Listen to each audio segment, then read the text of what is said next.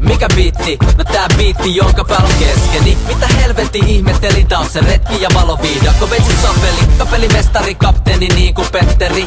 Pikepingu epeli, etelänapa mantere. Perkele muuntautumiskykyinen kuin Ekin mantere. Rauhanomainen Odyssea, ei sota tantere. Valloitus mielessä lainkaan. Ei sota retki, ei marssi vaan harhailu tarkoitus.